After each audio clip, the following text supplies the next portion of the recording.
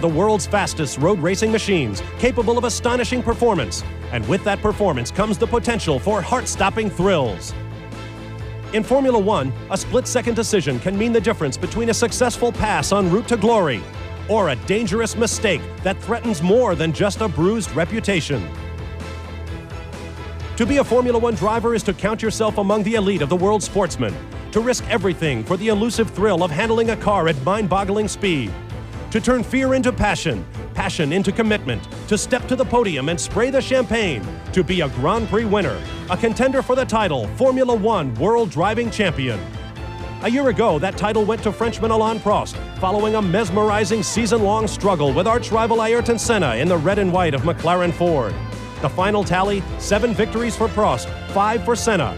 Prost claimed his 4th World Driving Championship and then stunned the Grand Prix world by announcing his retirement, the 2nd world champion in as many seasons to bow out. Prost shared his final podium with Senna. As rumors swirled, the champion no longer had the stomach for the fight. Now it is Senna's turn. He has taken over Prost's seat in the all-conquering Williams Renault as the Grand Prix season begins in his native Brazil. In Sao Paulo, the city of his birth, Senna's image outshines any politician or pop star. He is part god, part athlete, part conglomerate, all hero. A year ago, Senna survived a downpour that swallowed leader Prost, then flashed past the Williams of future teammate Damon Hill to record the victory.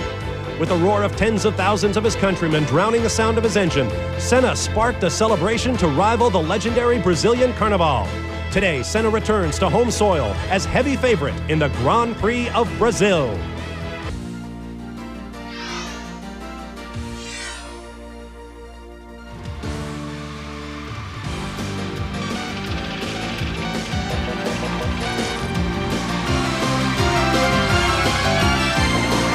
ESPN, the world leader in motorsports coverage, presents Speed World.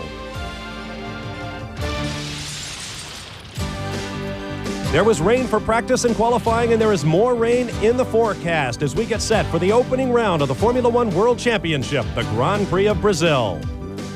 There are 16 races to come, and it all begins in southern Brazil at the Interlagos circuit of Sao Paulo, between the lakes, and water is very much expected to be a part of the action here today in Brazil. Hello again, everyone, and welcome. I'm Bob Varsha. We have much to tell you about as we begin this Formula One season, and there is the man it all revolves around. Ayrton Senna goes from McLaren to Williams, picking up Alain Prost's mantle as the most successful active driver in Formula One. 3 world championships and more expected. But other drivers have changed addresses as well. Last year, Martin Brundle of Great Britain was driving the Ligier. This year, he is in the McLaren with its new Peugeot V10 French engine, taking over for Alain Prost, who waited to the last minute before deciding not to race in Formula One this year.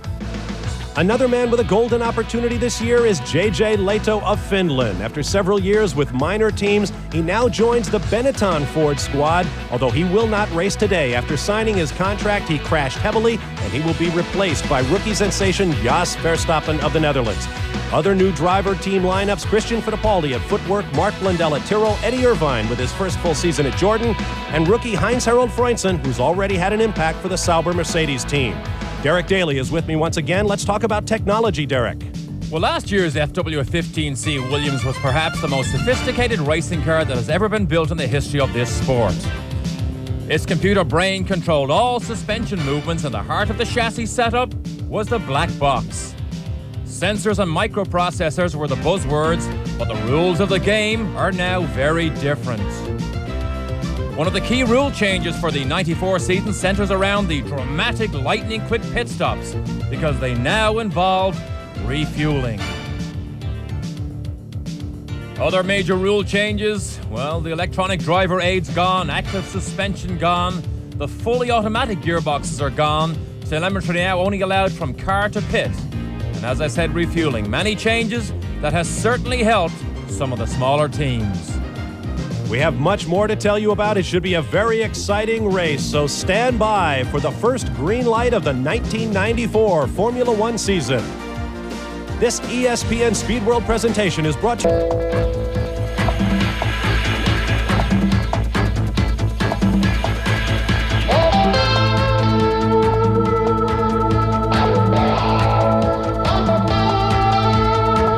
back in Brazil. The field of 26 is on the grid and preparing to roll off. With that, let's turn to our first Yamaha starting grid of the year. On the pole for the first time with the Williams team, Ayrton Senna of Brazil. Next to him, Michael Schumacher in the Benetton. On row 2, Jean Alesi in the Ferrari, next to Damon Hill in the second Williams Renault. Row 3, the highest-ranking rookie in the field, Heinz-Harald Frentzen of Germany, next to Gianni Morbidelli in the footwork. Row 4, Karl Wendlinger of Austria in the second Sauber, next to Mika Hakkinen in the new McLaren Peugeot. Row 5, Jos Verstappen of Holland, another of 6 rookies in the field, next to him Ukio Katayama of Japan in the Tyrrell. Row 6 will be Christian Fittipaldi in the footwork, next to Marc Blundell moving over to the Tyrrell team. Row 7, Eric Comas of France, and Rubens Barrichello, 2 Brazilians on the starting grid. Row 8 will be Pierluigi Martini of Italy, alongside Eddie Irvine of Ireland in the Jordan. Row 9, Gerhard Berger of Austria in the second Ferrari, and Martin Brundle in the second McLaren. On row 10, Olivier Panis of France, the Formula 3000 champion, next to his Ligier teammate Eric Bernard. Row 11 will be Johnny Herbert of Great Britain in a Lotus, next to Michele Alboreto. On row 12, Olivier Beretta and Pedro Lamy.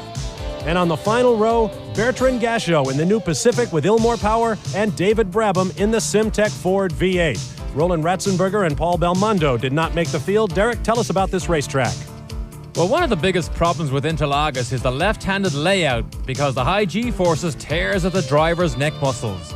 There are 5 second-gear corners mixed into many unusual undulations. Top speed here, about 190 miles an hour in 2 different places. Now, the track is also very, very bumpy, which seems worse this year because of the absence of computer-controlled suspensions to absorb the hits. The cars begin to roll to their grid positions. Now, keep in mind, it's slightly uphill at this point, and as you can see in the background, there's quite a pronounced curve. So these drivers are going to have to keep one foot on the brake, one on the clutch, and one on the accelerator, assuming you have 3 pedals, and many of these cars do not. The McLaren uses a hand clutch, and thus there are only 2 pedals, brake and accelerator, for the driver. Now, on the left, Ayrton Senna in front of his home fans. On the right, Michael Schumacher. They'll have a short run, building up about 100 miles an hour of speed, and then they'll dive into a sharp downhill left-hander. It should be a great start. Remember, a year ago, Michael Andretti suffered a huge accident trying to get into that first corner. The green flag from the back. We await the lights. And the first green of the 94 season. They're away. Gerhard Berger to the left, making a bid to move up in the Ferrari. Jean Alesi slips ahead of Michael Schumacher, who got a horrible start. And Mika Hakkinen got an absolute blinder. Let's watch through the Senna curves here.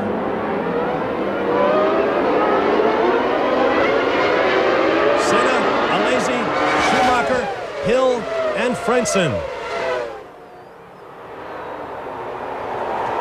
Hakkinen in the red and white McLaren behind Frentzen, and behind him Wendlinger, and then Verstappen, the young rookie from the Netherlands.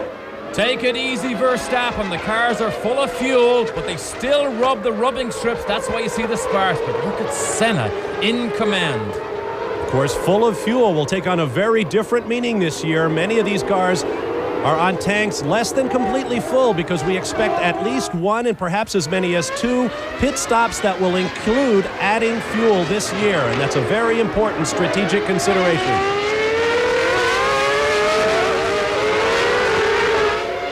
.155 miles an hour on the run here. Look at Schumacher! Down the inside on cold tires. Alesi comes right back. So second place changes hands twice as Ayrton Senna draws away Jean Alesi in the Ferrari. And the Ferrari, the only 12-cylinder engine in Formula One this year, could benefit the most from refueling. V12 Ferrari versus V8 Ford. 185 miles an hour under braking here. These are the Senna curves. In testing earlier this year, the Jordan, with its Hart V10 engine, went on the clock, went from 0 to 140 miles an hour in 184 yards.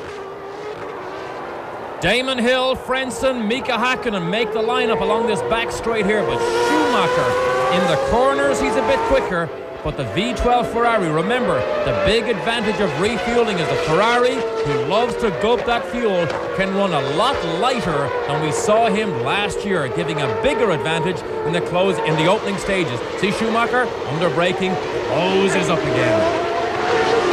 There is Hill. Here comes Freundsen, who went wide. Hakkinen looking for a way by. Then Wendlinger, then Berger, then Verstappen. Gerhard Berger moving up. He has had all sorts of problems in that new Ferrari this weekend.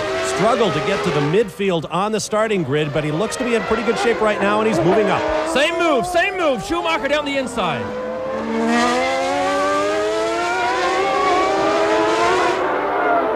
Climbing. Then an almost banked left-hander, and they sweep onto the track. Oh, looks like the Ferrari looking underneath on this front straightaway. Ferrari. Alesi was almost down the pit lane as he dived down the inside of Schumacher. Schumacher didn't give him much room, but look, he made the pass stick at this critical juncture here. Look how much he's pulled out just on the left-right flick. Beginning to see some shadows along the Armco to the right of your screen. Sunshine in the background there. We have dark clouds overhead and a very, very prominent threat of rain. Recall a year ago, a downpour about lap 25 totally changed the nature of this race. A race won by that man in his new blue and white Rothmans tobacco colors for the Williams-Renault team, Ayrton Senna. Looks easy up here, but the star of the race so far is Gerhard Berger. He is in 10th position, having started 17th. We saw him get that blinding start. There he is right there. There was a major panic on the grid as the Italians threw their hands in the air dramatically, trying to change the electrics of that car on the grid. So panic for Berger, but it sure fired him up. Ayrton Senna begins to pull away as he launches himself onto the front straightaway once again in front of tens of thousands of his adoring fans. He is the early leader in the Grand Prix of Brazil.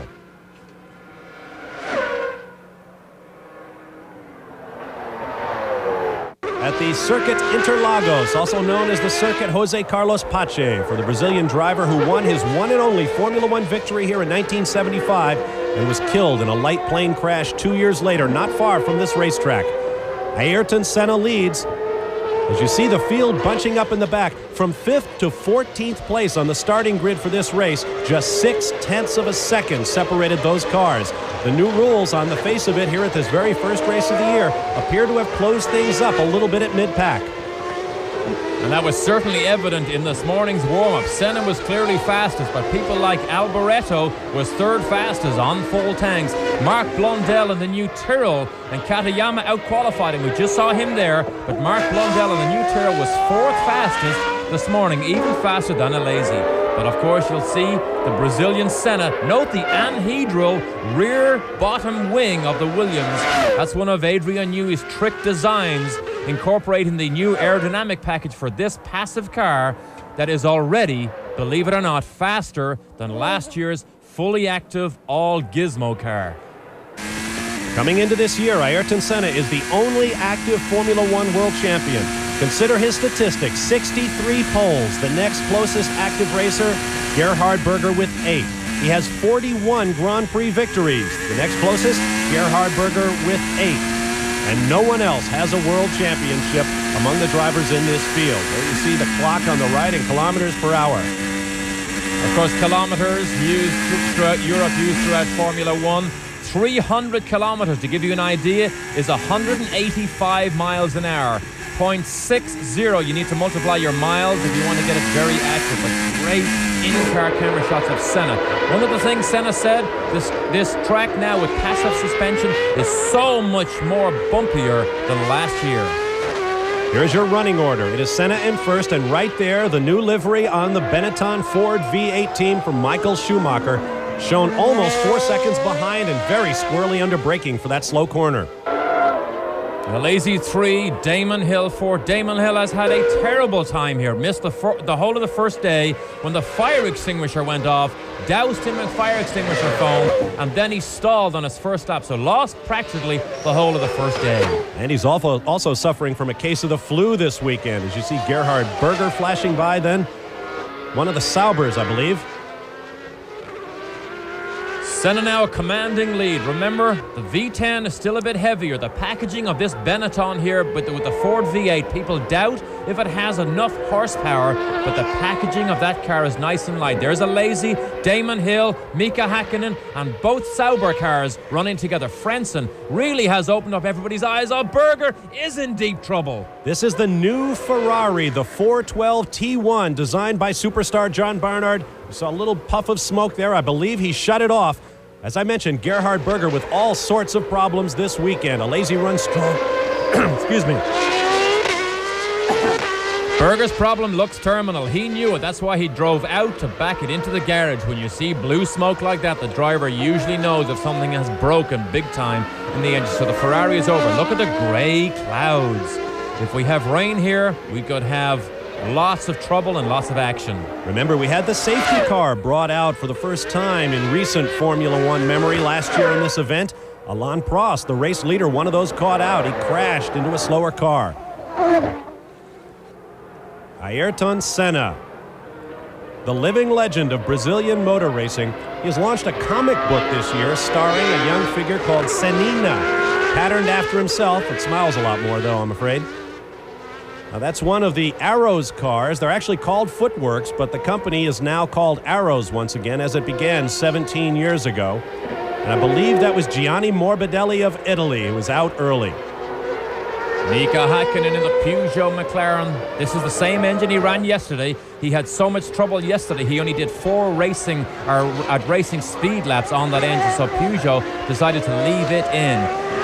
Schumacher is edging closer to Ayrton Senna, particularly through the tight, twisty second gear sections here. And you see the gap is measured by Tag Heuer, the timers of Formula One, just under 4 seconds. Of course, it expands and contracts as the cars fly around this racetrack.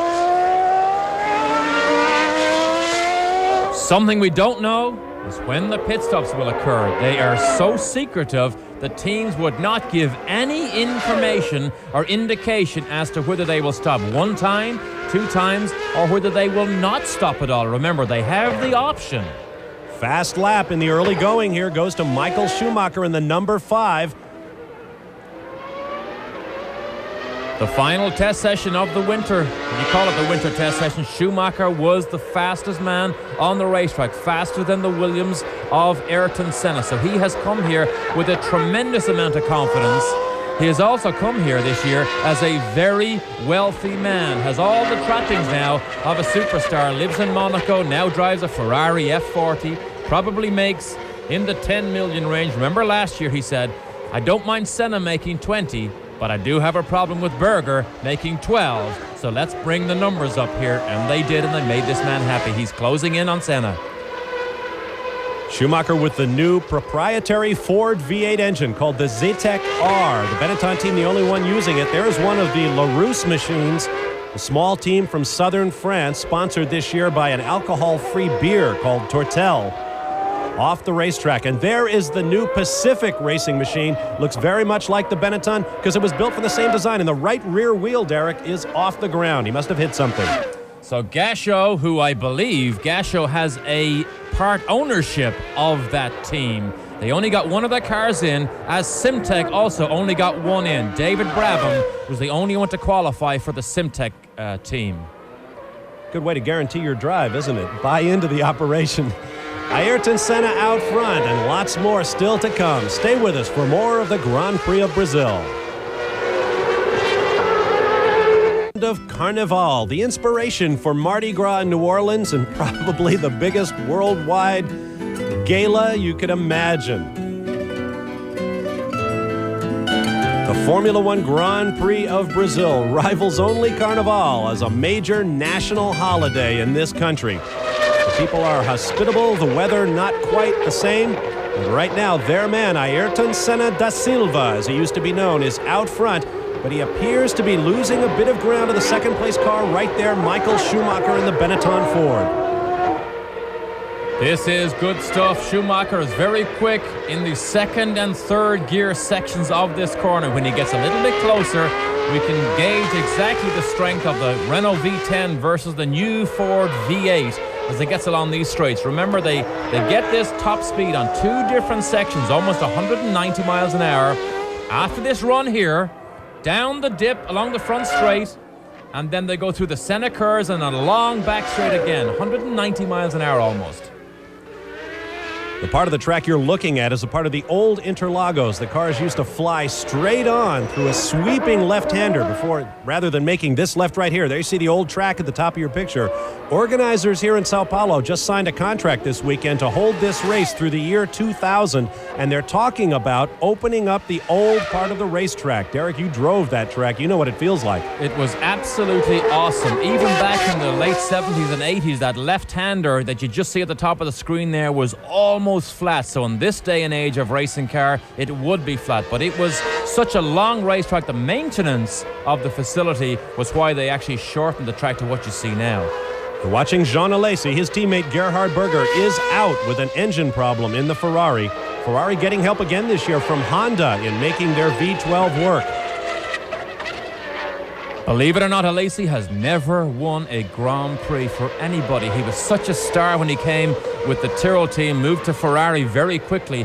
But that Ferrari car, all the hopes and the emotions of everybody in Italy rides along. But he has to catch Schumacher and Ayrton Senna if he's going to try and win this one here.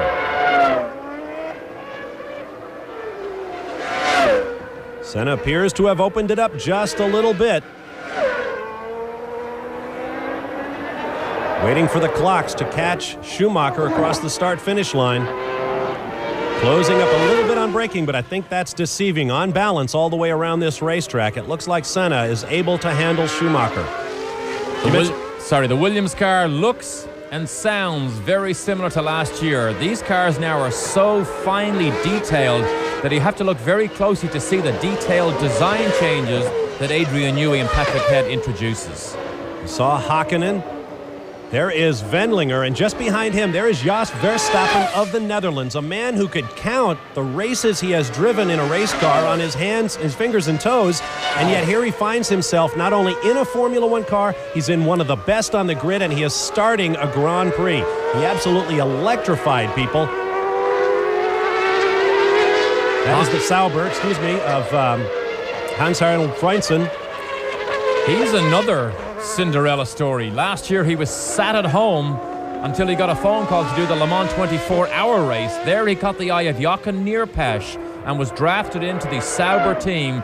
Believe it or not, Peter Sauber says Frentzen is potentially faster than Schumacher. Or Wendlinger. They were all together in that dynamite team. There is Senna. The point I was going to make, you mentioned the brand new contract for Schumacher, who is still, he's only in his 3rd full season of Formula One. He's making $10 million. His team leader, Flavio Briatore, signed him up for 1 more year as we work lap 13, and then signed up Verstappen for 6 years. When he was asked why, he said, signing young Formula One drivers is like buying a lion cub. He's cute when he's small and everybody loves him, but when he grows up, he will eat you. And of course, it means the financial demands of keeping a superstar driver. Tens of millions of dollars. And Briatore says he wants to bring that to a stop. He wants to get together with the other team chiefs and see if they can put a lid on the driver market. Can you imagine that going on among Major League Baseball owners in America? What's the word they say? Collusion? Is that what they call it? Luckily, Briatore doesn't have a U.S. address. The V8 Ford in this car revs to 14,500 RPM, and it's stressed to 15,000. That's phenomenal. Now there is Mika Hakkinen in the McLaren Peugeot. The team has been very bold this weekend, saying we have to get to the point where we can win races as soon as possible, but it's pretty generally acknowledged the Peugeot, that French V10 engine, not up to the task just yet. Lamborghini thought they had a deal done to be in the McLaren this year. Then they read it in the newspaper that they'd already done a deal with Peugeot. What an uphill battle it will be. 2 major French constructors battling their reputation against each other on the racetrack in front of the eyes of the world. It will be a classic battle. Now it appears that Schumacher may be closing up just a little bit on race leader Senna. Schumacher's car looked very, very similar to last year. Remember, they could have kept this packaging very similar because the engine didn't change. The suspension is the only thing that changed, so they actually have to fit in shock absorbers and springs and all those old antiquated pieces in under that bodywork. Wendlinger still leads Jos Verstappen. Verstappen, to me, if you wrote a story or a novel and had somebody going from go-karts to Formula One in 2 years, well, you would say it's pure fantasy. Here it is, 2 years ago, just over 2 years ago. This is a battle for a position, remember, for World Championship points. Just over 2 years ago, he was racing go-karts. Nobody's ever gone to Formula One that fast. They say he is the next Senna. He is the kind of driver that makes everybody in the teams drop their breakfast and get out to the racetrack an hour early to see what he'll do. Right now, he's giving Carl Wendlinger everything he can handle. It's so difficult, too, to come into Formula One because of the physical difficulties and the physical exertions you have to give when you drive these cars, particularly when it's a left-handed racetrack. Remember, most of the Formula One tracks are all right-handed, so your neck becomes attuned to holding itself up in right-hand corners. Suddenly, the first race of the year, you have to go left. Schumacher has no trouble because he, again, is beginning to just edge a bit closer to Senna. Right there is the place on the racetrack where Ayrton Senna passed Damon Hill last year to an ovation that nearly shook this place apart. Now he's closing up to pass one of the Ligets. I believe that's Olivier Panis, the reigning International Formula 3000 champion, who stepped into that team alongside fellow Frenchman, Eric Bernard. Bob Brundle is in. Martin Brundle, the second of the Peugeot cars. Will they refuel? Yes, they do. On goes the fuel hose, actually a hose within a hose. The inner hose delivers the fuel. The outer hose captures the vapor that could explode. Looks like a clean stop. I guess we'd expect that from McLaren, wouldn't we?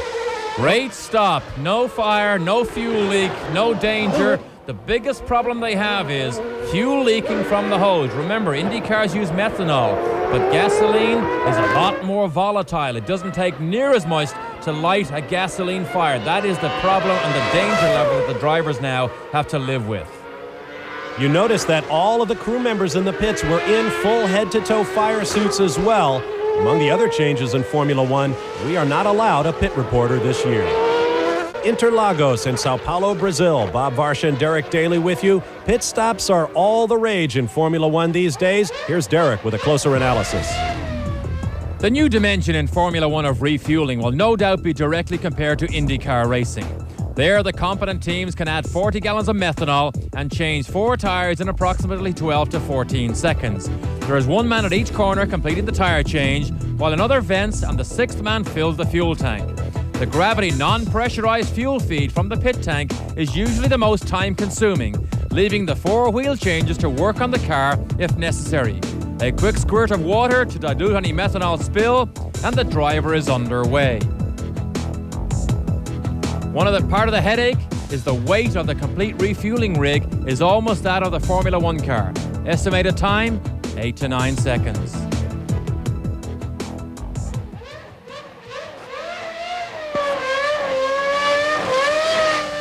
Speaking of pit stops, right there, Jean Alesi in the Ferrari. Gerhard Berger, his teammate, is out of the race. Another good, clean pit stop. The crews were out here most of the night practicing these fuel stops. The fuel rigs themselves weren't ready until late in the off-season, and they've had to work hard to figure out how to use them. Now, there is the battle for first place. That's the second place, Benetton and Michael Schumacher, right behind race leader Ayrton Senna. And this is a great battle on the racetrack. Eddie Irvine comes in the Jordan, but the great battle for the lead is on the racetrack. It will now transfer to the battle in the pit lane because, depending on whose crew can get who finished first, may determine who comes back out into the lead of this race. That's one thing that never changes about pit stops, does it? You need the quickest one you can possibly get. They put a lap on the red and white McLaren of Martin Brundle. Blue flag, passing flag waves for Brundle as Schumacher comes around and makes the pass. Ford V8 much faster than the Peugeot V10. I'm sure Brundle did allow him enough room anyway, but Brundle needs a reliability run here for that Peugeot. He said he has so little running this year that his head was stronger than his neck muscles when he came here to Brazil. On board the Benetton. Notice the little flaps out in front of the side pods there to give a little extra direction to the air as it heads into the radiators and around the wheels. Well, this is great. Closer than ever to Senna. Got a little wheel spin there. Downhill run, 150 miles an hour.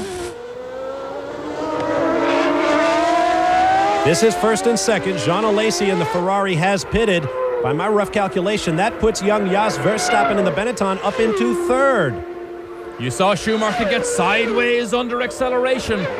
One of the problems without having traction control this year is you can get the back of the car sideways and you tend to wear out those rear tires much more than you would have last year. But this is great. Look at this. Schumacher challenging Senna. Correction on Verstappen. He has pitted and had a small problem. We'll try to get you caught up on that.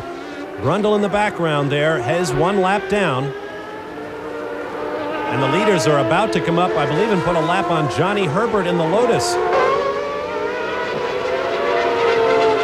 Lotus this year running with sponsorship from Miller Beer in America. They have lost their Castrol oil sponsorship. They are also sponsored by Loctite products from the United States. So a lot of American influence in the Lotus team. Now there's Christian Fittipaldi driving in the footwork. The team is arrows, the car is footwork, and he's going very slowly.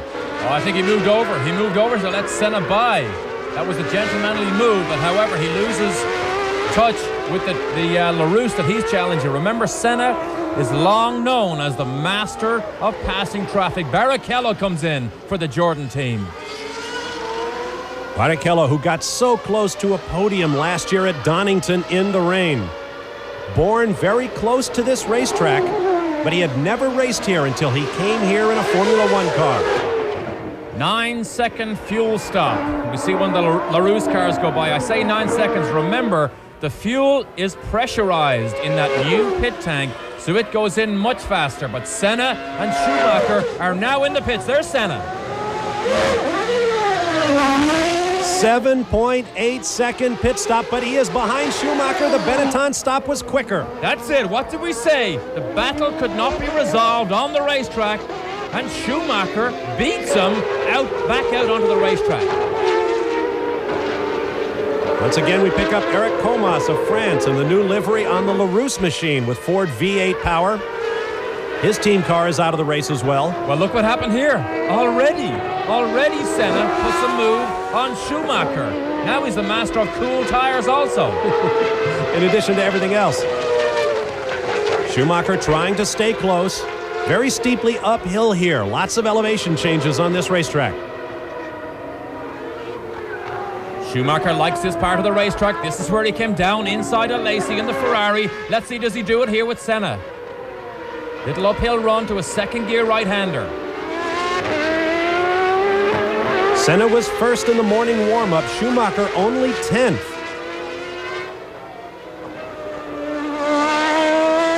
He appears to be dropping back dramatically. Are we looking at Verstappen here? Excuse me. As you see, the leaders are working lap 22 of 71 scheduled. Now, there is the Senna-Schumacher battle. That must have been Verstappen. Our friends from Globo TV here in Brazil were probably talking about his pit stop, which unfortunately we haven't seen.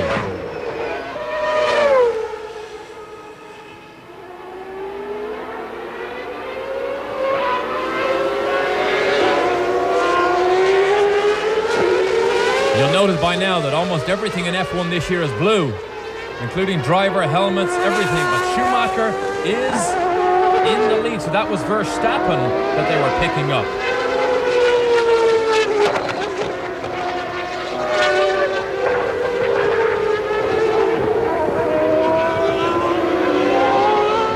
And yet Senna is now nowhere in sight. Mark Blundell in the Tyrrell, and he has obviously had quite an excursion in that car. This team came to Brazil with so much promise. They were going very, very quickly in practice, and they said Blundell is just the kind of driver they need to take them up top. Oh, there's some of the debris on the racetrack. That was the rear engine cover of the Tyrrell car. It's the Yamaha V10, remember, going better this year than ever. High hopes rest on Martin Brundle's shoulders to try and score World Championship points this year for Tyrrell. Remember, last year they scored 0 World Championship points. Coming around to begin lap number 23. Damon Hill now runs in third, Alesi in fourth. Ukio Katayama in the other Tyrrell is up into 5th spot. So we now know that Verstappen's pit stop, when he had the problems that we mentioned earlier, did take a long time. That was why we saw him leave the pit lane just ahead of Senna. Then we saw Senna pass him.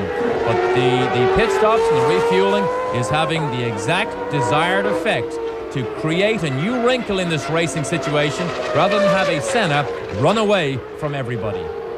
Verstappen not the only rookie having problems. Young Heinz-Harald Frentzen has spun and parked the Sauber Mercedes-Benz, the Ilmor engine with Mercedes-Benz on the valve covers this year. 48 laps remaining. Oh, and Senna locks up the right front. And totally missed the apex. You see him there. I just had to leave enough room. They need to get rid of that engine cover. Woo! You can see it looks like sometimes when you get these cars backwards, the air goes under that engine cover and literally yanks it off the car. But you can see Martin Brundle has done some serious landscaping on the outside of that turn also. There's one of the Jordan cars, Eddie Irvine, about to be lapped. Mark Blundell, actually, but easy mistake to make.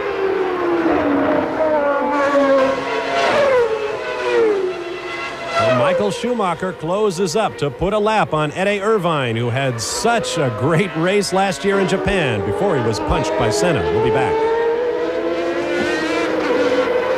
To the Grand Prix of Brazil at Sao Paulo. There is the second place car of Ayrton Senna, who lost the lead to Michael Schumacher in the new Benetton 4 during the pit stop for tires and fuel. So the running order is Schumacher, as you see, by 4.3 seconds over Senna. Damon Hill runs third in the second Williams, followed by Jean Alesi in the Ferrari, Pierluigi Martini, Carl Wendlinger, Rubens Barrichello, Martin Brundle, Eddie Irvine, Jos Verstappen, Eric Komas, and Johnny Herbert. Those are your top 12. And that's Barrichello now right ahead of Schumacher. I'm sure he'll give him room, but remember, he's in a battle himself with the Minardi driver. There's Wendlinger still running. Schumacher down the inside. Want to have some fun? Compare the paint jobs on the Minardi and the Jordan, and you tell me which one is which. Hard to believe Michael Schumacher is only in his third full season of Formula One. There you see the top six. Wendlinger in the Sauber has lost his teammate. Pierluigi Martini having a great run. There you see Barrichello in the Jordan, Brundle in the McLaren. Hakkinen, his teammate, is out. Eddie Irvine. Ukio Katayama was up in fifth, but must have pitted. He's back down in 13 right now, followed by young Pedro Lamy and the rookie Olivier Panis, the Formula 3000 champ for Ligier. Remember that pit stop that we saw, all those pit stops came very, very early, so the chances are we will see yet another pit stop. The chances are we will see more fuel stoppages. We have not yet reached the halfway mark in this 71-lap race. Lots of people thought that the advantage of the V8 Ford engine that Schumacher used last year was now gone because the packaging of that car allowed it to use less fuel, therefore be much lighter on the starting grid. Now everybody is light because they stopped for fuel. And it doesn't look now as if the advantage that Benetton had last year with the packaging is to his detriment. It's 2.5 seconds. He's 2.5 seconds clear of Senna, who's right there. Blundell, I can almost say it. Blundell's rear engine cover has obviously now been taken away. Exactly the point. The dirt remains on the track, but the wreckage has been cleared, and that was the sixth place Sauber of Carl Wendlinger that Michael Schumacher went by. So 5 cars remain on the lead lap. Martin Brundle is on record as saying, having been teammates to Michael Schumacher for a season 2 years ago, he believes Schumacher in the same car as Senna would actually be faster than Ayrton Senna. That is a very, very strong statement, but made by a man who was matched race for race, qualifying for qualifying with Schumacher for a year, and Schumacher became a headache to Martin Brundle. There's Martin Brundle, the sole remaining McLaren in the race. If Schumacher is under pressure to become world champion, imagine the pressure his teammate J.J. Leto is under. Leto is here. He has been cleared to drive, but Verstappen, the young Dutchman, is in the car. Leto's manager is former world champion Keke Rosberg, who says that this year Leto must win. He has no excuses. In fact, Leto will be driving the number 6 Benetton, and 6 was the number that Keke wore for the Williams team when he won the world championship. Leto did test 2 weeks ago in Italy. His neck was not strong enough. He said, believe it or not, he could actually hear the bones creaking under the strain of driving the Formula One car. He broke his neck with a huge impact at Silverstone when he went backwards in with one of these cars, literally 4 days after he signed his contract. The blue and white Ligier of young Frenchman Eric Bernard on the comeback trail, 2 years out of Formula One following a broken leg at Suzuka, Japan 2 years ago. He is now the team leader for Ligier as Michael Schumacher flashes by. The Ligier team is on the blocks. The Benetton team owner or manager, Flavio Briatore, says an offer is on the table to buy the Ligier team, certainly looking for those Renault engines that power the Ligiers. In fact, it's been rumored that Schumacher, who just extended his contract through 1995, he now has a 5-second lead over Senna. Schumacher has vowed he will not stay with the team if he doesn't get Renault power. And that brings up an interesting point. Renault have said, we understand the negotiations are going on. We do have a contract with Ligier. However, it is not transferable automatically to another team, as we now watch Damon Hill, who has had a struggle of a weekend, trying to match Senna. Not only that, but trying to get his car to run. He is now in third place, matching the number of absolutely bone-jarring accidents he suffered in the off-season. And we don't think Damon Hill has pitted yet. There you see the huge gap up to the leader Schumacher, almost 38 seconds. Now, I would guess he must have pitted, Derek. Would he be that far behind in that car since Schumacher has pitted? It's hard to know because we have no control of these pictures, but Damon Hill made a very, very bold statement. He said, if I can beat Senna on Senna's home ground, then it'll be all downhill from here. Well, it's all uphill at the moment. That is David Brabham in the Simtek car. I think he got a wave. I don't think that was a fist. I think Schumacher knew Brabham moved over. Brabham in the Simtek car. New team, small team. Only got one car in the race here. But can you imagine a Simtek team, 27 years old, is the owner of that team and designer Nick Wirth? In fact, this is Nick Wirth's birthday. He is 28 this weekend. Here's a look at Michael Schumacher's career. Just 38 Grand Prix starts, 109 career points, 2 victories. Those coming at Spa in Belgium 2 years ago and last year in Portugal, the race in which Alain Prost clinched his 4th world championship. There's Jean Alesi and John Barnard's new Ferrari. Notice the more prominent Marlboro signage on that car. I guess when Alain Prost and Ayrton Senna either moved to other teams or moved out of the sport, certainly dropped their Marlboro paychecks, there was all of a sudden a whole lot of sponsorship for everybody else. It's been 1990 since the prancing horse Ferrari car won a Grand Prix, more than 51 Grand Prix starts ago. That is a long, long drought, not just for Ferrari, but for every mom and pop eating pasta in Italy. The emotion of everybody in that small country that looks like the boot is followed by this team. And they are painfully aware of that. Their team leader, Luca de Montezemolo, who brought the team back to prominence in the 70s, says this is the year we have to pay back our fans. We have everything in place. We must run up front. Not necessarily going to win races, but we must run at the front of the field. There is Michael Schumacher running way out front right now. He holds the lead by some 5 seconds over the second-place car of Ayrton Senna, Schumacher, Senna, Hill, Alesi, Wendlinger, and Barrichello. At Interlagos in Sao Paulo, Brazil. Bob Varsha and Derek Daly, glad to have you with us for the opening race of 16 in the Formula One World Championship, the Grand Prix of Brazil. And there is the man of the hour, the idol of the crowds, Ayrton Senna, the 3-time world champion, team leader for the all-conquering Williams Renault team, but he is in second place. Right there is race leader Michael Schumacher.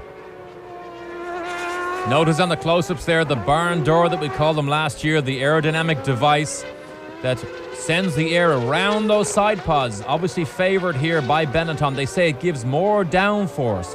This is very much a handling and high-speed circuit because there's 2 long straights at almost 190 miles an hour. If Schumacher can beat Senna on a handling racetrack with such high-speed straights, it bodes very, very well for that Benetton Ford team for the rest of the season. There again is Senna in the new Williams FW16, the last of the 1994 cars to be introduced, at least the last among the 94 cars that was coming to this racetrack. There are a few updated 93 machines out there, and we expect some more new Formula One cars when we move to the European season for the third race of the year at Imola. Now there is Barrichello dicing with the black Sauber of Carl Wendlinger. And this is for position. Now remember, Barrichello, he was born not too far from the outside fence. He came here many times in his short pants watching races. He couldn't have dreamed that he would be in a Grand Prix car at such an early age. The youngest man in Formula One. Look at this, though. Look at this. 2 V10 engines. The drag race down to center curves. Oh, and Wendlinger was right out to the pit wall, throwing dust in the air. They'll go wheel to wheel. Looks like Wendlinger's, but they have a right turn coming up. Let's see if Barrichello can counterattack. Wendlinger is allowed to choose the position. He takes the middle of the road. Barrichello had to go round the long way, and Brundle gets to watch it from the grandstand seats. There are points for the top 6 positions. 10 for first, 6 for second, 4 for third, then 3, 2, and 1. Barrichello came so close to a podium last year in the rain at Donington Park in England, and then he ran out of fuel. There is something hanging off the rear wing of Barrichello's car. We may get a close-up of it. It's on the left side of the rear wing. See that? What is that? I believe it's an onboard camera. It looks like the chiseled pod they put the onboard cameras on. If it is, we haven't seen it. Well, that would contravene the rules because that rear wing has to be a certain width. However, rules can be changed if you think you'll get a better picture. There's a better picture. Remember, our pictures are coming to you from Globo TV. Now, here is a look at race leader Schumacher on the right in traffic. Oh, Eddie Irvine runs him over onto the grass. Oh, look at this. Verstappen. It's Verstappen. Yes, it is Verstappen. It is the young rookie Verstappen. This is the first we are seeing of this. No indication that was coming up. That was a huge crash. We saw it in slow motion. Schumacher obviously still leading. Remember, this is one of the 190-mile-an-hour straights, and Eddie Irvine was right in the middle of that mix. Verstappen. There's Martin Brundle, who climbed out of Ligier. That was a corner worker coming up to him to ask him if he was all right. We can take another look at this. This is the long back straight. Oh, look at this. Verstappen down the inside of Eddie Irvine. Irvine obviously doesn't see him, tries to make a move. Look at Brundle. Might be just an unfortunate situation. Look at Verstappen all the way upside down, catches Brundle, Eddie Irvine. And Brundle's head snapped from side to side as the Benetton flew over the top of his car. There is the Jordan. That's Irvine's car. We ended up having 4 cars trying to go into enough row to fit 2. There is young Verstappen's Benetton, Martin Brundle, Eddie Irvine, and one of the Ligiers was involved. I'm not sure if it was Eric Bernard. Another look. Here it is again. Verstappen tries to pass Irvine. Irvine tries to make a move on the Ligier. Now there's 3, but look at Brundle. There's nowhere to go. Verstappen locks wheels and gets drop-kicked into the frightening rolls. Now Benetton survives. What a way to finish your first Grand Prix. Takes his visor up. Very casual, very cool. What a huge shunt to have in your very first Grand Prix. Well, I beg your pardon for the confusion. There is the race leader, Michael Schumacher. A staggering crash. We mentioned it earlier. Blue is the predominant color in Formula One. The Benetton drivers both have red, white, and blue helmets. They are currently both covered in oil. Extremely difficult to pick them out. There is Senna still running in second place. The margin appears to have stabilized just a bit at around 5 seconds. There's the scene of the accident. You see the rubber marks all over the racetrack. Yellow flags waving. We saw a tow truck out there earlier on. You can see now whether that in fact has gone out of there. But Martin Brundle who was obviously running very slowly down the right-hand side, was the final problem that the three cars came across, and there was simply no room to let all those cars through. Verstappen interlocks wheels with Eddie Irvine, and suddenly his world is upside down. That was a close moment. Once again, the Simtech of David Brabham about to be passed by race leader Michael Schumacher, who leads the Brazilian Grand Prix. We're in the second half. Stay with us.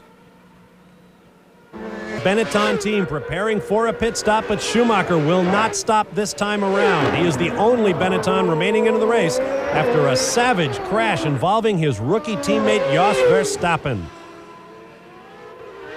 Schumacher made 4 critical mistakes last year. That's 25% of the races he made mistakes in. People compare that to a Senna or a Prost, who they say only makes an average of 1 major mistake. Remember, Prost made it here last year in the rain when he failed to stop early enough. But if Schumacher can keep it all together, he is in the commanding position at the moment. There are more pit stops to be made, though. This Benetton team is an amazing story. At one point in their career, the team, which was originally known as Tolman, and it is the first team that Ayrton Senna drove for in Formula One, they once ran 5 different engines in as many seasons. They were second only to Ferrari in terms of court intrigue in Formula One. But Luciano Benetton, who owns the team, sent his man Flavio Briatore in, and they have really gotten this team shaken down. They have a deal with Ford for a factory engine. That deal ends this year, and the big speculation is, where will Benetton go next year? Damon Hill in the Williams pit.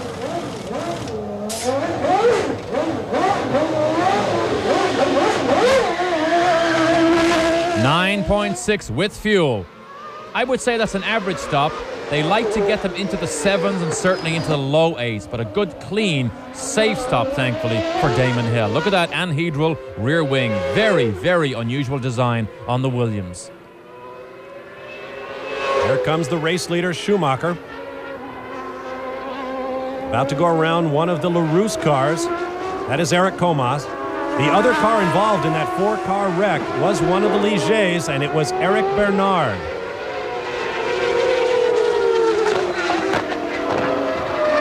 Schumacher prides himself on being the fittest man in Formula One. However, it did take its toll. He did so much physical training that it caused him to have an arthroscopic surgery on his knee. Remember, after Australia last year, put him out of commission or out of the gym for a short time, but he's back and he says he is 100% fit and thinks he's actually even stronger than last year. His teammate J.J. Leto has a plastic knee from a motocross incident as a young boy.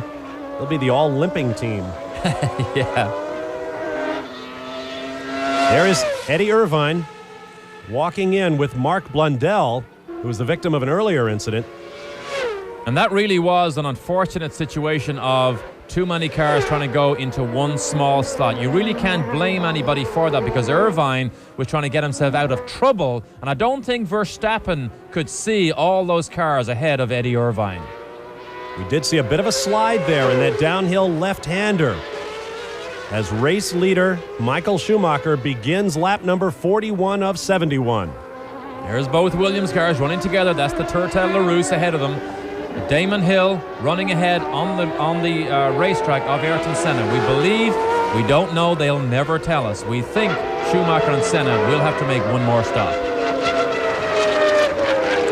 That little bit of a slide from Schumacher may indicate the tires beginning to go away. And if Senna begins to close up, I believe we can expect a stop from Schumacher.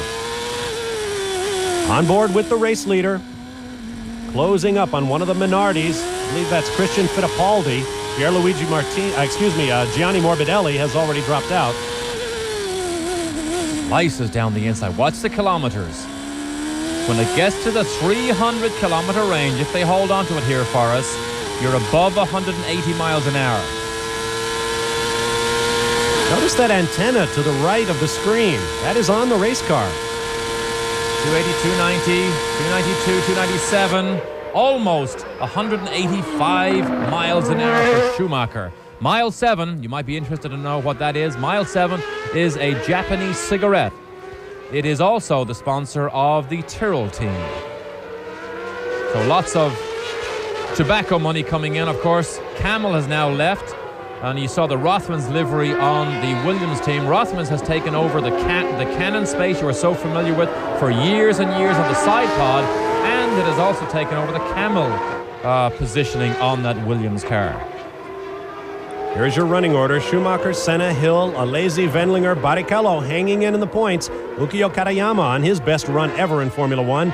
Johnny Herbert, Pierluigi Martini, Eric Comas, Pedro Lamy. The Lotus team has been struggling a bit this weekend. They're using that Mugen Honda V10, a very heavy engine, and they've struggled getting the handling of that car down.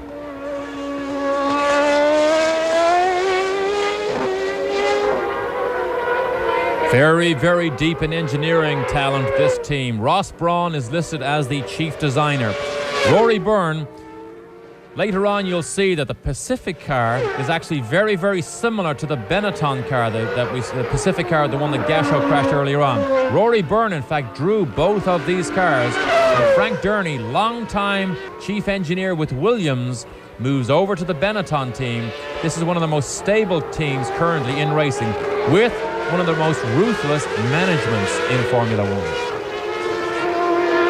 As I mentioned, they were once one of the most unstable. They are the last team to give Pirelli, the tire maker from Italy, a win in Formula One. Gerhard Berger won in a Benetton for Pirelli. There aren't too many drivers who can say that.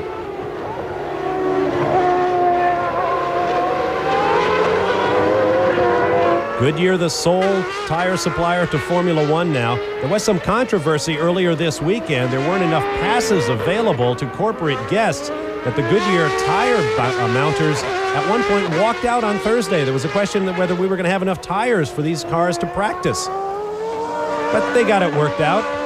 Not the last controversy in Formula One off the racetrack this year, I can assure you. Michael Schumacher drives into the sunshine. Things are going his way right now. Stay with us. Ayrton Senna pulls into the Williams pits for his second stop. Rips a tear off from his visor. Fuel going in. Tires going on. They appear to be scuffed tires. Well, actually, I haven't been paying attention. Did they change? These are definitely not stickered tires, I don't think. 8.5 seconds. Now the key is, can Schumacher have a nice, clean pit stop? He has enough of a lead that he doesn't need anything special. Anything around 8 seconds will keep him comfortably in the lead.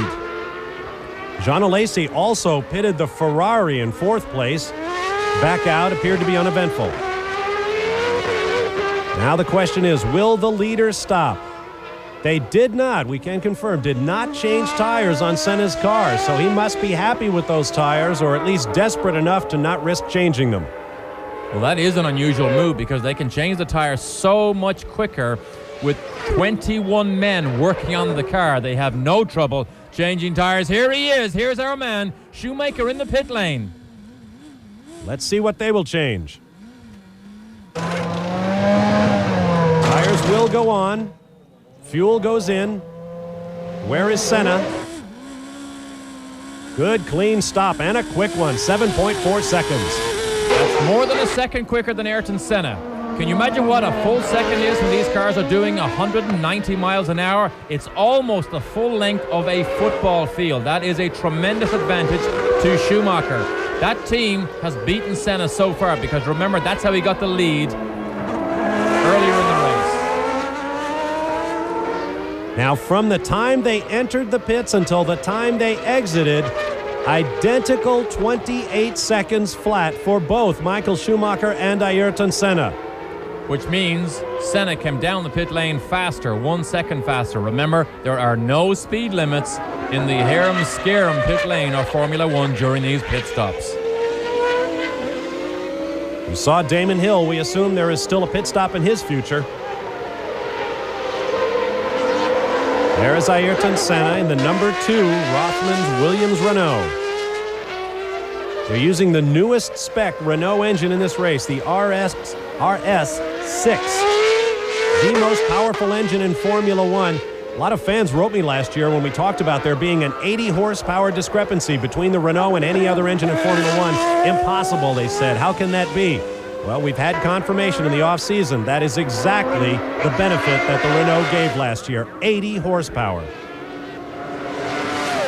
Speaking of these fuel stops, the fuel tank alone, when it's full of fuel, weighs almost the same as the complete Formula One car. And that is a major problem for some of these teams because they have to transport that all around the world. They believe it may cost as much as $700,000 to transport that refueling equipment to every circuit that they go to. Now you will notice, and we'll probably see it later on, there's only one hose that goes into the car. The vent hose and fuel hose is all one. In other words, the vent hose is on the outside, the fuel runs down the inside in another enclosed hose. So it is a bit of a nightmare for these teams. They need a separate truck just to move. You see Senna locks up that right front again. He has done that many times, but they need a separate truck just to move that awkward, cumbersome pit equipment. The rigs, which are pressurized, are built by a company called Intertechnique in France that specializes in refueling rigs for commercial airlines and the military. They weigh almost a half-ton each. They cost about $30,000. Each team gets one for free, but most, according to FIA technical delegate Charlie Whiting, who does the tech inspections, most Formula One teams, being Formula One people, had to have at least 2 or 3. Well, if McLaren has 2, Williams has to have 2. They couldn't have something that they don't have.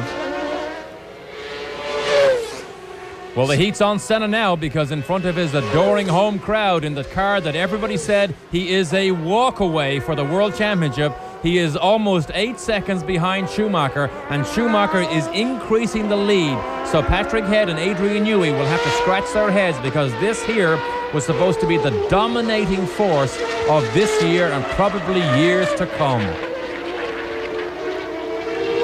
The Brazilian Grand Prix goes on. Of course, this is the height of the college basketball season, and we've got great college action coming your way here on ESPN. The NIT semifinals, Vanderbilt versus Kansas State, Monday, 7 p.m. Eastern Time, 4 p.m. Pacific. The second game, Siena against Villanova, Monday at 9:30 p.m. Eastern Time, 6:30 p.m. Pacific. Great college hoops action here on ESPN. Here is another look at that 4-car accident earlier in this race. Jos Verstappen in the Benetton flies up and over the McLaren of Martin Brundle after a collision with the Jordan of Eddie Irvine, and Eric Bernard in the Ligier also involved. 4 cars out, a very scary accident. All 4 drivers walked away. You can see the tire mark there on the right side part of the Benetton, but did you see Jos Verstappen's head just bounce around like a rag doll? And Martin Brundle's head as those cars made such heavy impact. Remember, we have not seen this in real-time speed. That was all slow motion, and it was still dramatic and violent. Ukio Katayama of Japan back up into the points. Oh, what a moment it would be for him, the young Japanese, to score his first Grand Prix points. Wendlinger, Herbert, Comas, Martini, Lamy, and Olivier Panis back in 12th spot.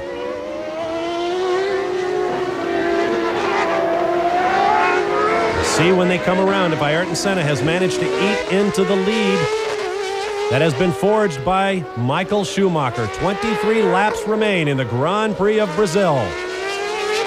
Still no sign of rain. We may get this one in, but it's going to be exciting. Stay with us.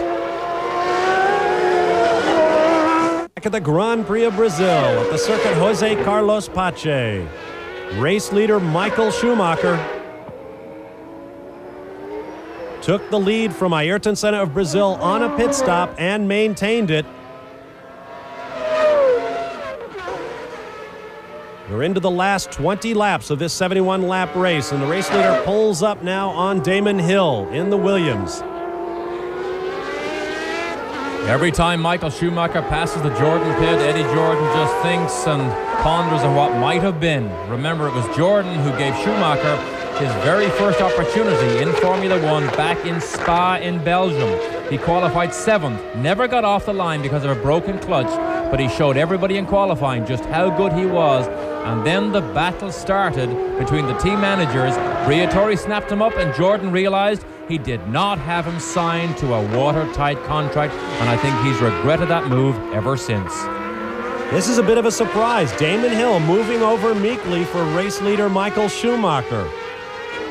The Williams Renault was supposed to come into this season and if not hold the dominance that it had in years past. It was certainly supposed to be more than a match for the Ford V8 and the Benetton, but it hasn't turned out that way, and Damon Hill has been lapped.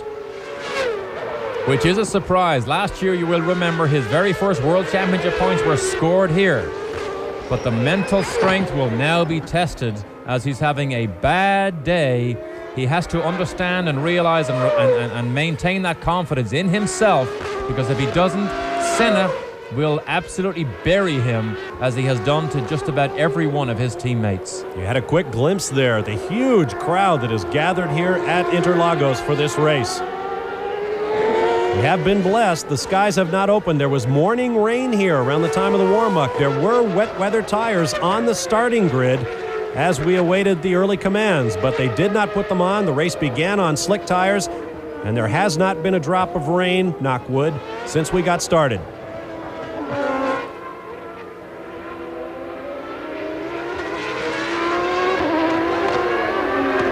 The Benetton using passive suspension, which means they have springs.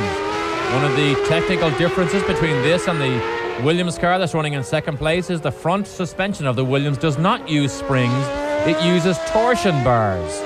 Torsion bars, just like the old Jaguar E-Type Jags, you might remember torsion bars like your VW Beetle. And the Ferrari also uses torsion bars in the front suspension. There's a look at Schumacher's pit board. P1, first place. The guy behind you is Senna, which normally is enough to strike fear in the heart of any Grand Prix driver. Right now, let's take a look at our Haviland race recap. Michael Schumacher, the leader, took over, as we mentioned, on a pit stop on lap 22. That the only lead change in the race, although we tried to fake you into another one. It didn't work out that way. Michael Schumacher over Ayrton Senna, and there you saw the gap, just over 5 seconds. Now we get into the closing laps of the race, where strategy becomes so important. How will Michael Schumacher attempt to maintain the lead over Senna, who has more fuel but perhaps less tire? We'll be back in just a moment. Jose Carlos Pache, wearing a crash helmet that looked very much like a style worn by my ESPN colleague Derek Daly, took his first, and it turned out his only, Grand Prix victory, waving the Brazilian flag as winner of the Grand Prix of Brazil.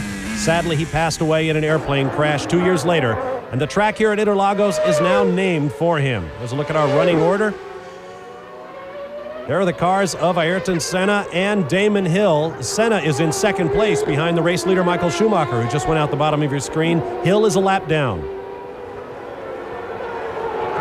The only world champion currently left in Formula One. They have all gone to different and newer pastures, but Senna is having problems that he didn't count on this afternoon from a packaging of Ford V8 engine that wasn't supposed to be as strong as it is now. Remember, this is the first race of this new Ford V8 engine.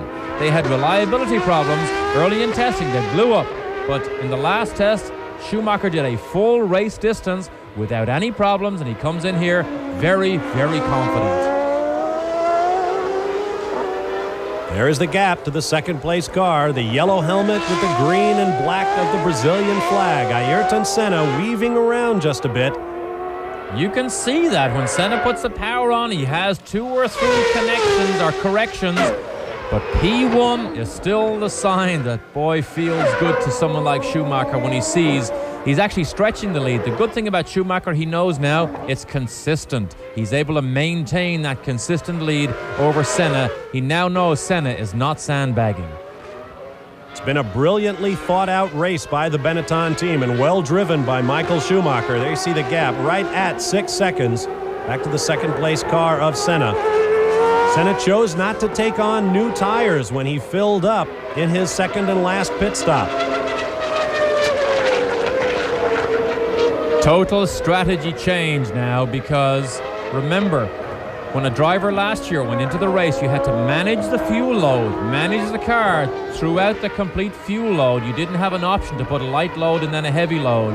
Now it is 3 very different and distinct sprint races. You don't have to manage the car anywhere near as much as you did last year. You just go in sprint race form. Thankfully, Alesi in the absolutely gorgeous new Ferrari is still running and reliably.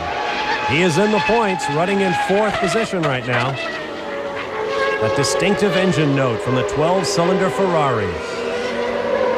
He said throughout practice and qualifying this car is still very, very bad over the bumps. This car, historically, since its inception, and which was only 3 or 4 or 5 weeks ago, has had an understeer problem. That is the main thing they have worked at on this car. The rear of the car is so good, and if you can catch a shot of the rear, look at the rear diffuser. Very different in style and design to any other Formula One car. John Barnard, one of the most innovative engineers in Formula One, maintains this will be the car to bring Ferrari back to the winner's rostrum. There you see Schumacher, the lead down to 5 seconds now. We're within 20 laps of the flag, but that's about 47, 48 miles, so there's plenty of race still to run. So where's our consistency gone? 1 second in less than 1 lap. We have to watch that closely. We'll do that. We'll take a quick timeout and return to the Circuit Interlagos for the Grand Prix of Brazil. Stay with us. Bob Varsha, Derek Daly, glad to have you with us for the opening round of the Formula One World Championship here on ESPN, the Grand Prix of Brazil. From here, the series will move in 3 weeks' time to the new Grand Prix of the Pacific at the Tanaka International Circuit in Japan, a very remote location, but a very, very high-quality racetrack. Let's take a look at the 1994 schedule as race leader Michael Schumacher goes around David Brabham. We are in Brazil. 3 weeks from now, it will be the Pacific Grand Prix at Aida, Japan, then San Marino will be on hand, then the Grand Prix of Monaco for the first time here on ESPN. Oh, Ayrton Senna has spun. He just cut a second out of Schumacher. We saw him weave. Under acceleration. Here it is. It's exactly the same place we saw him weave about 2 laps earlier. Under power, fights the back of the car. I think he stalled the engine. If he stalled the engine, you cannot get a push start in Formula One unless it's in a dangerous position. I think that's a dangerous position. Is he running? Surely. Oh, look. I don't think the engine is running. I think he was on a slight hill. Well, in fact, that is a downward hill. That's a 150-mile-an-hour run downhill. Well, the face of the race changes. And look at his heartbeat. 164 beats per minute, which any of you who get into a sauna, if you get above 100, your ears begin to pop and you have to get out. 164 beats per minute, Senna's heartbeat at the moment. I bet Schumacher's is just the same. What a turn of events for the Williams team. First, they are put down by this Benetton V8 Ford-powered machine, the best engine Cosworth Engineering has ever produced for Ford, and that is certainly saying something. It is the only V8 in Formula One competition, and it appears to be on its way to a victory in the hands of Michael Schumacher. Ayrton Senna, the second-place car, is out. That moves Damon Hill up into second, and the Ferrari of Jean Alesi into third place and up on the podium. And that will move Ukio Katayama in the Tyrrell up into the race, up onto the points, that is. And there you see the message being delivered to Michael Schumacher. Senna is gone. Because remember, at this stage, Schumacher does not know that Senna is out. It happened behind him. He will now see it as he flashes by his pit board, and he will grin from ear to ear. We had just mentioned that Senna makes 1 mistake a year. Maybe this is it. Schumacher made too many last year. Maybe the tide has turned a little bit. Maturity of the Grand Prix driver is evident here now as Schumacher maintains control of this race. With that, let's get back to our look. There you see Schumacher, the only car on the lead lap. Once again, here is the schedule. Following Monaco on May 15th, then it will be Barcelona, Spain, and then Canada, France, and Britain rounding out the first half of the season. The second half, Germany, then Budapest, Hungary, Spa in Belgium, Monza, Italy, Estoril, Portugal, followed by Argentina, Japan, and Australia. Argentina, however, still a provisional date. They're trying to get that race together and having all sorts of problems. If it is not Argentina, it may well be the historic Nürburgring in Germany. There is Damon Hill, the new second-place runner, but he is a lap down to the race leader, Michael Schumacher. is enjoying the sunshine here in Sao Paulo.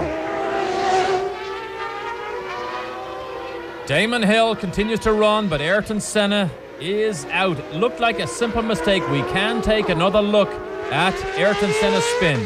Under acceleration, loses it. Simple application of power. Rear end comes round. No traction control to save the driver this year. No traction control, and Senna needed it right there. Power oversteer, I think they might call it. Now here is Damon Hill. As Derek mentioned, picked up his first Formula One Grand Prix points in this race a year ago, and with a little bit of luck. His teammate Alain Prost was the runaway leader in the race, but he crashed in the rain. Hill took over the lead, but was passed by Senna and came home in second place. And that appears is where he will finish on his second visit to Brazil. He runs in second place, a lap down to race leader Michael Schumacher. Jean Alesi in third on the podium. Sao Paulo, Brazil, the crowd darling Ayrton Senna, the defending champion of the Grand Prix of Brazil, heads for the safety car, and the crowd is headed for the exits.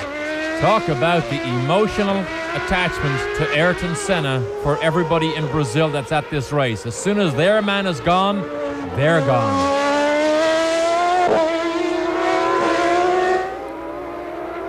It is a bit surprising considering Brazilian Rubens Barrichello is in the points. Well, there's Jean Alesi coming up behind the Minardis. Another one of the cars that likes to use blue.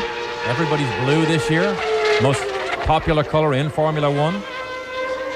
Minardi's using those air valve Ford V8 engines this weekend. A big step up for the Minardi team, which has merged with last year's Scuderia Italia team.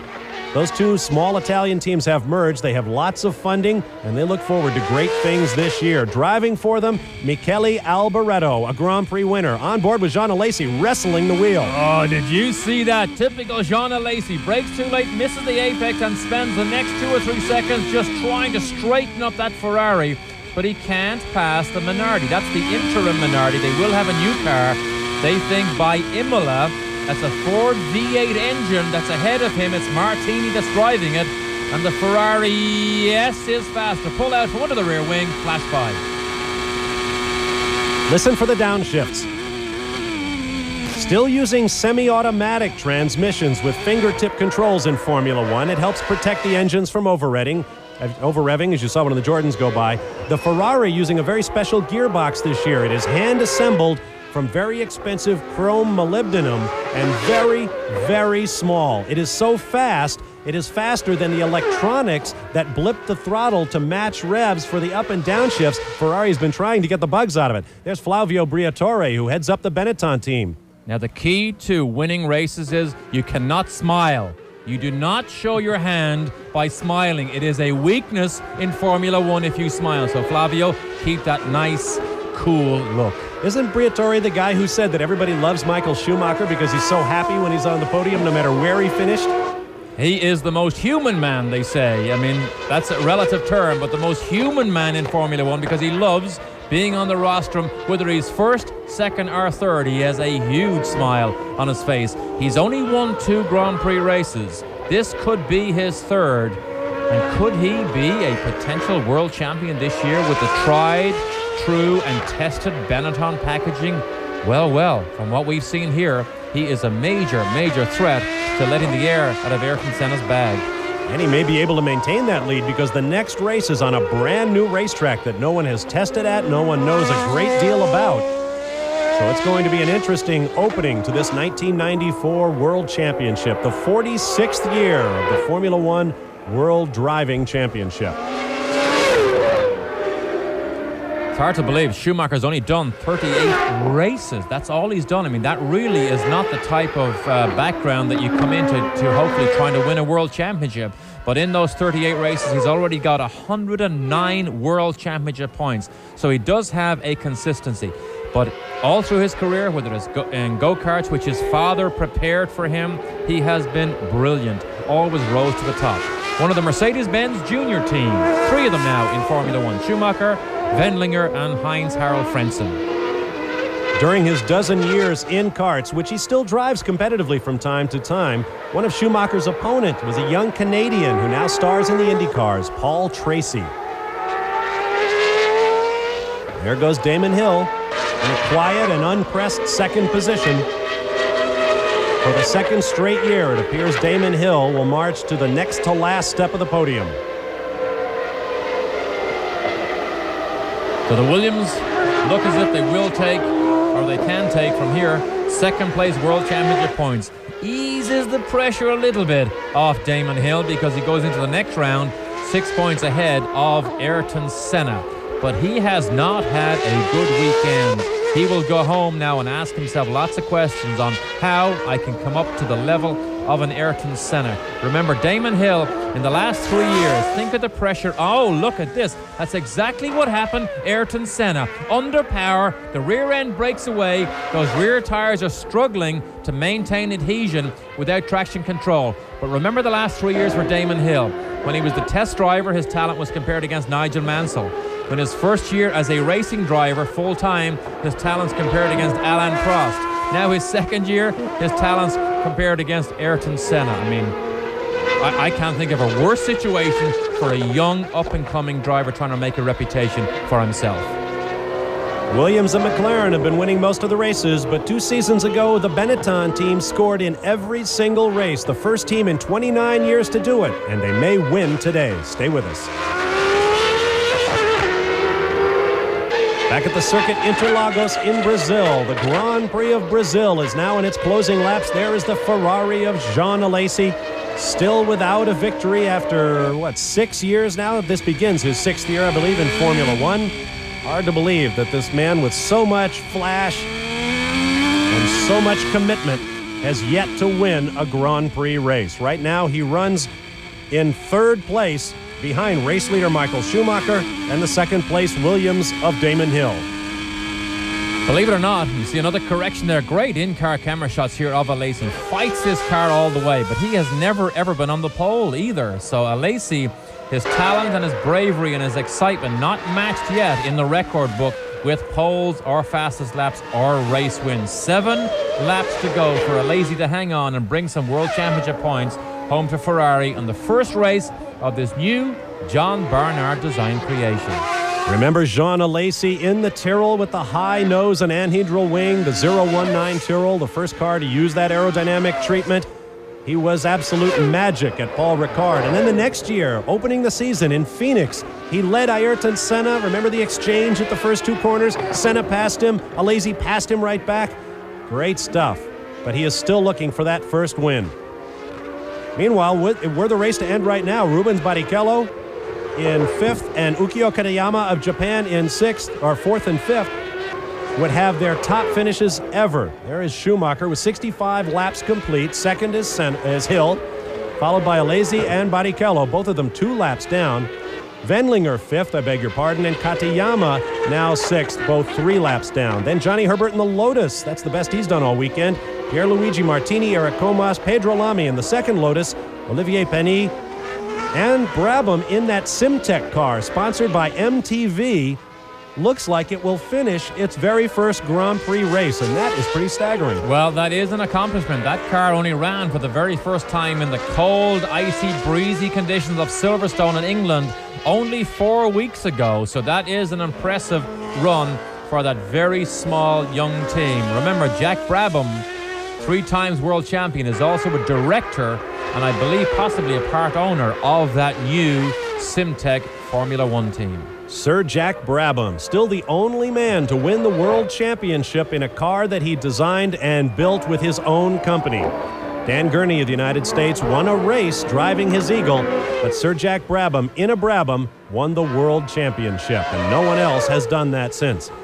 5 laps remaining in this Grand Prix, just over 12 miles of running. Clear sailing for Schumacher. Just be careful. If it's reliable enough, you're home and dry with that Ford V8 engine. So, has the new strategy and pit stop rules changed the face of Formula One? I think it has. From what we have seen so far, it certainly has the desired effect of changing the regular flow of Formula One. The packaging of this car seems to be a match at the moment for Senna and for the Williams team. And also you see a Jordan way up there in the points. Last year they struggled. We've seen the Martini run well. We've seen the Tyrrell run well. So as of the moment, the rule changes have had the desired effect, even if the cars are still as fast as they were last year. That was the Minardi, of course, not the Martini. Martini driving the Minardi. Almost a 2 Martini car and driver combination. There's that odd antenna on the right side pod of the Benetton. These guys look pretty evenly matched as they come down to the start-finish line. Both Ford V8 engines. The Larus moving away from the Lamborghini V12 that had so much potential, but now it goes unrealized. But both now in the Ford V8 engines. Schumacher, though, has the prime one, the new one, the one that's under development, the one that gives more horsepower than every other Ford engine out there.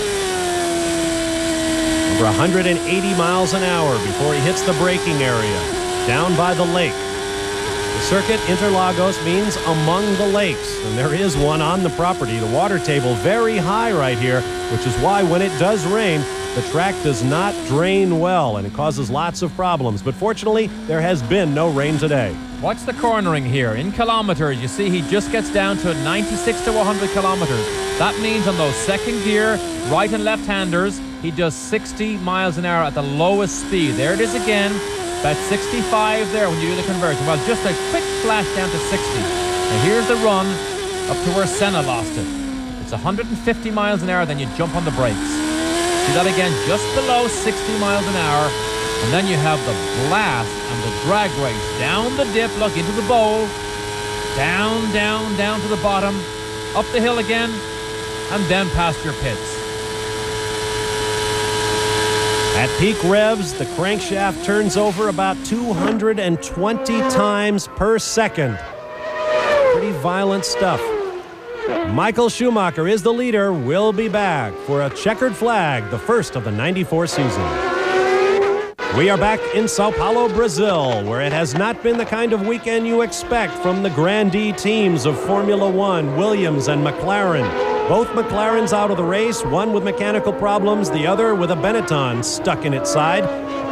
Meanwhile, this Benetton, driven by German Michael Schumacher, has led since lap 22, and it appears he will pick up the third victory of his still young Formula One career. One of the best sights in Formula One is Schumacher. When he wins, his arm is 6 feet long as he races it out of the cockpit in sheer delight. This man loves his racing and is not afraid to show emotion, whatever that may be. He is not afraid to show the delight and emotion of winning. Not very Germanic in that way, is he? The Brazilian crowd, which is certainly demonstrative, at least what's left of it, since their hero, Ayrton Senna, dropped out of the race when he spun and stalled about a dozen laps ago. They will certainly enjoy Michael Schumacher on the podium. 2 laps remaining, just over 4 miles to go.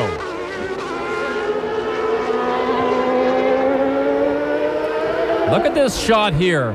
You wonder, if you look at a head-on shot, how does the air get to the radiators? But notice that on the right side of those barn doors that we talk about is where all the air that's necessary goes down in through the radiator to cool the car.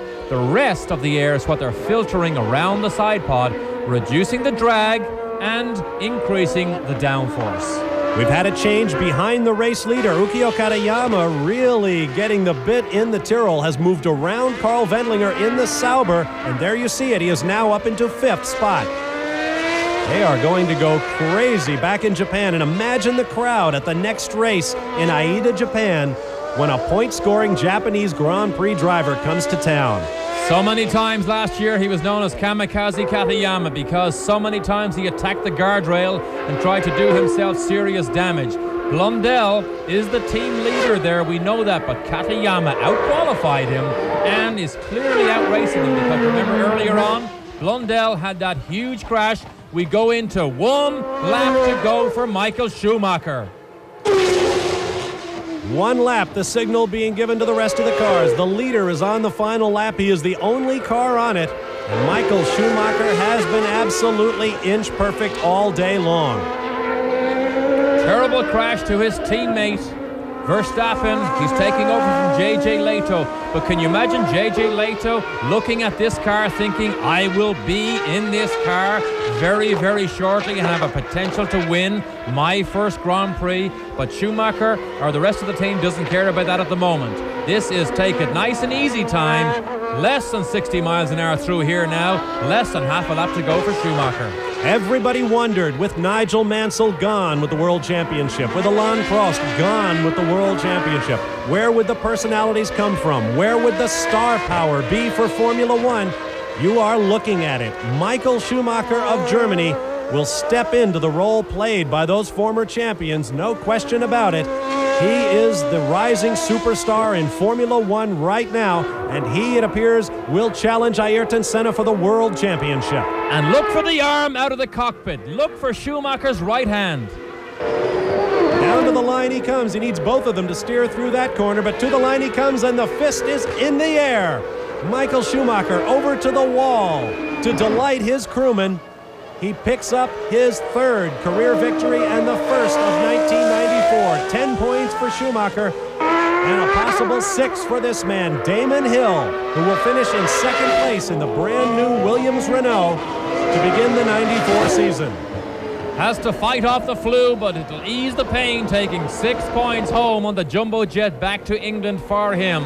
He's lucky to get away with it, but he will be happy. Third place is a Lacey. Good to see the Ferrari again back on the podium. Not much further to go to take the prancing horse up into the number 1 position. It is going to be something in 3 weeks in Japan. I mentioned that the circuit is remote. There is only one road going in and out of the Tanaka International Racing Circuit. You are not allowed to drive your car in. You have to take a bus. A fleet of 1,500 buses will ferry in the crowd and the teams and the media, and it may not be enough. A Ferrari is home in third place. Jean Alesi is on the podium. Michael Schumacher, he and his teammate JJ Leto are huge crowd favorites in Japan, which explains their great Japanese support for the Benetton team. The next race of the season will be something to see, and we hope you'll be there with us. Michael Schumacher takes the win, followed by Damon Hill and Jean Alesi. Unofficially, Pierluigi Martini is 4th, Ukio Katayama is 5th, and Carl Wendlinger in the Sauber Mercedes-Benz is 6th.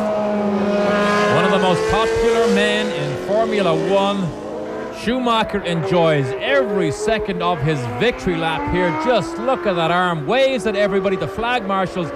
Major motor racing fans here in Brazil. They love to cheer on their heroes. It will be a great victory lane ceremony. Please join us. We'll be right back. Have begun to roll as the pit lane has been turned over to the spectators following the checkered flag at the Grand Prix of Brazil. Derek Daly, your thoughts? Well, variety is the spice of life in Formula One. We had 6 different teams using 6 different engines in the top 6 positions. That bodes well for the rest of the season. No question about it. Now here's a look at the final results. Michael Schumacher picks up the victory over Damon Hill and Jean Alesi. I beg your pardon, Rubens Barrichello, you were 4th, not Pierluigi Martini, and a great finish for Ukio Katayama. As you take a look at the rest of the results, officials have reviewed the big 4-car accident involving Verstappen, Brundle, Irvine, and Barnard. They have found Eddie Irvine at fault for starting the accident. He has been suspended from the upcoming Grand Prix of the Pacific in Japan and fined $10,000. Now, those penalties will go before the Formula One World Council to be either modified or amended in some other way. So not a great start for the Jordan team in 1994. Now let's take a look at the points following the first race of the year. 10 for Michael Schumacher, 6 for Damon Hill, and there you see the rest of the drivers following this first race of the year. In the Constructors' Championship, as Derek mentioned, 6 different car constructors and engine makes in the top 6 positions. It's going to be a great season, and we hope you'll be with us every step of the way. Our winner is now up in the interview area. Here is Michael Schumacher.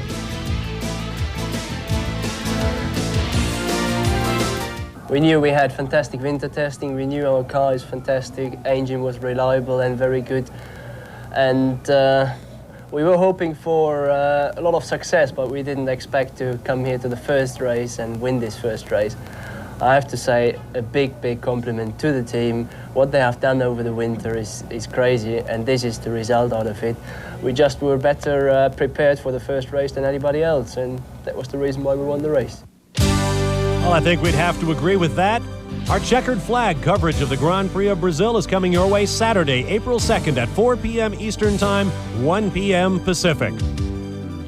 As we review the podium ceremonies, Derek, I'd like your thoughts on that crash and the penalties to Eddie Irvine. I believe it's unjust. I do not believe Eddie Irvine tried to block Verstappen. I think he tried to get away from an accident with the Ligier. However, another thought. If you consider Ayrton Senna's power oversteer spin, perhaps the most missed piece of band technology may just be traction control. Well, it's certainly an action-packed beginning to the 1994 Formula One season, and we hope you'll be able to join us through its entire length. Congratulations to Michael Schumacher, the newest star of Formula One. I'm Bob Barsha for Derek Daly. So long, everyone.